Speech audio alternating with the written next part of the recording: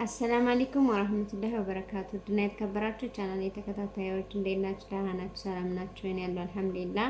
እናንተ እንዴት ናችሁ? እንዴት ከረማችሁ? ተጠፋፋናል። አዎ እናንተም ቢዚ ናችሁ፣ እኔም ቢዚ ነበርኩ እና አልተመቻቸም ቪዲዮ ለመስራት ምናምን ነገር። ለዛ ነው ቪዲዮ ላይክ አድርጉ፣ ሼር አድርጉ፣ ሰብስክራይብ አድርጉ። 9000 እንግባ ሽቱስተን ሀባይቢን ምንድነው የምትጠብቁ? 9000 እንግባ እንጂ ላይክ ምናምን አድርጉት፣ ፎሎ አስደርጉት ምናምን እንዴ ሰብስክራይብ ቫይራል ምናምን አድርጉት። ምን ናችሁ? ምን ታው እንጂ እንተሳሰብ እንጂ ምን ናችሁ?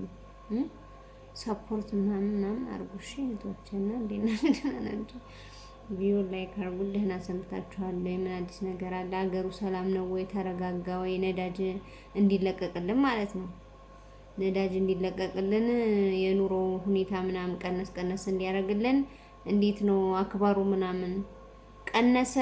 ተው ተስማሙ ምን አሉ ሰዎቹ እዛ የተጣሉት? እንዴት ነው? ምን አዲስ ነገር አለ? ምን አክባር አለ?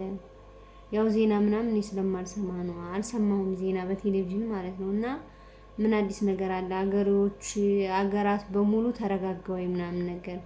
እዚህ ነዳጅ እጥረት አጋጥሞናል የመኪና ምናምን እና ያለው ሁኔታ እንኳን በአገር የመጣ ነው ይረጋጋል። ኑሮ ውድነቱ ምናምን ከሊወሊ ዋናው ሰላም ነው። ሰላም ይሆንልን ማለት ነው እና ዱአ አድርጉ ሰላምም እንዲሆን በየትኛውም ሀገር ማለት ነው። አይደለም የሀገር ውስጥ ጠብ፣ የውጭ ጠብ ለሀገራችን ራሱ ምን አይነት ጉዳት እንደሚያመጣ አያችሁ አይደለ? ነዳጅ ቤንዚን የሚባል ነገር እልም ማለት እና ሰላም ያርግልን፣ ሰላም ያወርድልን፣ ይታረቁልን። ዓለም ሙሉ ሰላም ይስፈን። ሰላም ሲሆን ሁሉም ነገር የሚደረገው ኑሮ ወደደ ኑሮ ቀነሰ እንዲሆን የምንለው ዋናው ነገር ሰላም ነው። ከዛ ጤና ነው።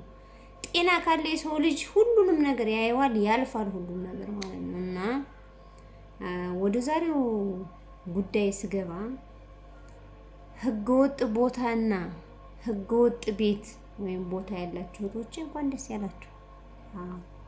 መብሩክ እንኳን ደስ ያላችሁ። ወደ ህጋዊነት ሊቀየር ወይም ሊሆን ነው ተብሏል።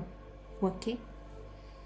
እና ብዙ ጊዜ ወይኔ ቤት ህገ ወጥ ነው ይፈርስ ይሆን ወይኔ ቦታ ህገ ወጥ ነው እንዴት ይሆን ምናምን የምታብሰለሲ ልትኖሪ ትችያለሽ ብዬ ነው። ካልሰማሽ ነው የኔ ውድ የምታሰላሲ ያለሽ ገባሽ? እስከ ዛሬ ለፍቼ ህገ ወጥ ቦታ ላይ ሰርቼ ወይም ደግሞ ህገ ወጥ ቦታ ገዝቻ ኖሬ ወይኔ ገንዘቤ እንዲሁ ሊቀር ነው ወይ? የላቤ ወጤት በአረብ ቤት ተሰቃይቼ የመዳም ፊት አይቼ የልጆች ሁካታና ጫጫታ ጭንቅላቴን አደንዝዞት የሰራሁትን ገንዘብ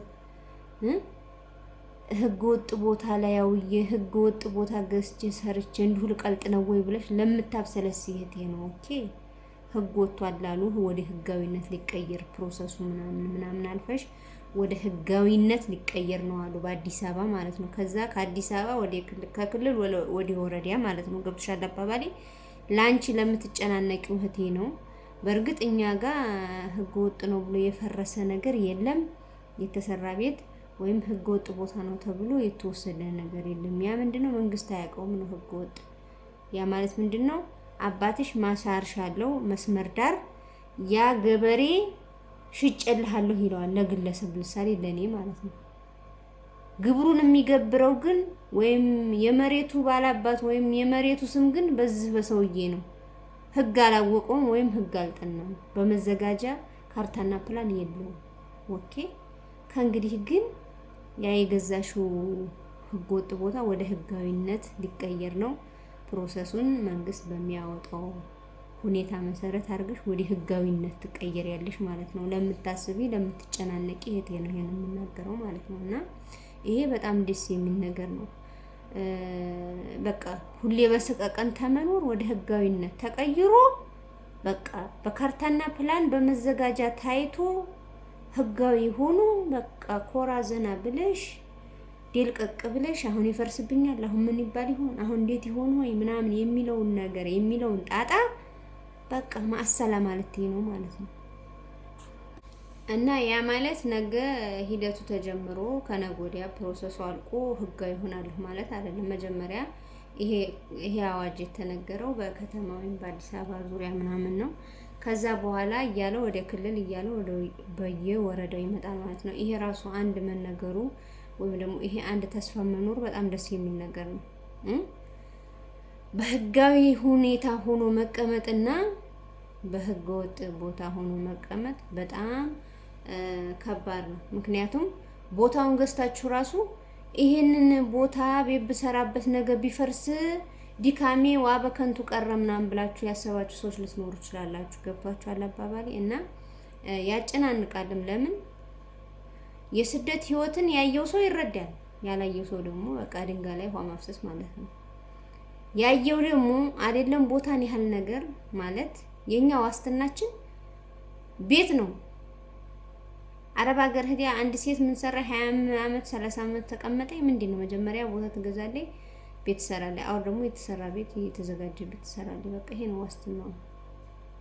ከዛ አልፋ ቦታ እንደዚህ አንዳንድ ማቴሪያሎች ምናምን ብትሰራ ነው እንጂ አረብ ሀገር ሄዳ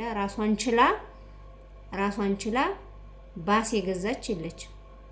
ወይ ከ3 ከ4 ሰው ጋር ሆና የገዛች ልትኖር ትችላለች። ወይም ደግሞ ኤፌሰር ይሄ ገልባጭ መኪና ምናምን የገዛች ያለች አመስለኝም። መግዛት አቅቷት አይደለም። እንደ ጥንካሬያችን እንደ ስራችን እንደምንለፋው እንደምንሰራው መግዛት አቅቶን አይደለም። መኪናም ይሁን በቃ ከባባድ ሆነ አለ የተባለ ነገር መግዛት አቅቶን አይደለም። ግን ቤተሰብ እንረዳለን። ወንድም በባህር መጣልሽ ትባያለሽ። ባለቤት ካለሽ ካገባሽ ኢትዮጵያ ከሆነ መጣልሽ ትባያለሽ። እህትሽን ትወስጃለሽ።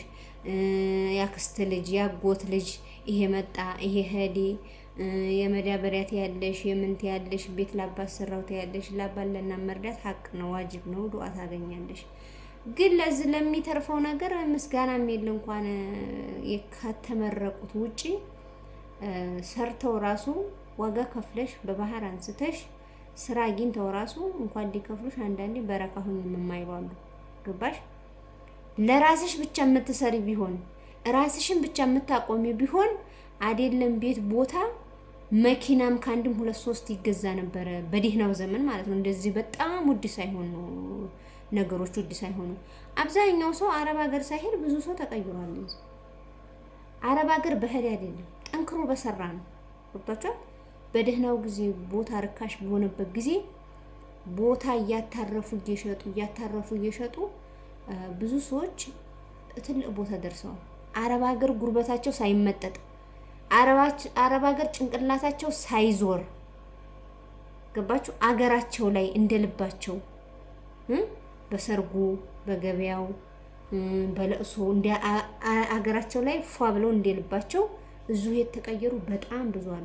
አረብ ሀገር ስለሄዱ ስላልሄዱ አይደለም አንዳንዴ ማለት ነው። አረብ ሀገር ያልሄዱት እዙ ሀገር አትርፈው ምናምን እየነገዱ ምን እያሉ የተለወጡት አረብ ሀገር ምንም አይመስላቸውም። እኛ ግን ኢትዮጵያ ገብተን ያኔ ገንዘብ እንኳን ቢኖረን እየሰራንም ቢሆን በቃ ቀልባችን አረብ ሀገር ይመኛል። ገብቷችኋል አባባሌ? ተረጋግተን የመኖር እንትን የለንም። በቃ ትንሽ በሸገረን ቁጥር ደግሞ እዚህ እንትን ከማለት ደግሞ እዚህ ከማለት ግን ጤናችንንና ጉልበታችንን እየጠበቅን ነው እዚህ ኢትዮጵያ ማለት ነው። ያኔ ብንቸገርም ብናጣም ያኔ ችግር አይገጥምንም እኮ እንበላለን፣ እንጠጣለን፣ እንኖራለን። ግን የተሻለ በቃ በጣም ለውጥ አይኖረንም።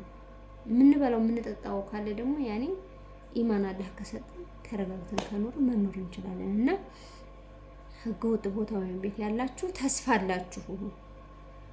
ጉዳዩ በከተማ በአዲስ አበባ ዙሪያ ተጀምሯል እና በክልልም ብሎም በወረዳም መምጣቱ ስለማይቀር ህገወጥ ነው ቤቴ፣ ህገወጥ ነው ቤቴ፣ ህገወጥ ነው ቦታዬ፣ ወይኔ ላቢ ወጤት ምናምን ብላችሁ እንዳይሰማችሁ ወደ ህጋዊነት የመቀየር ቻንሱ መጥቷል ልላችሁ ነው። የሰማሁትን አሰማኋችሁ።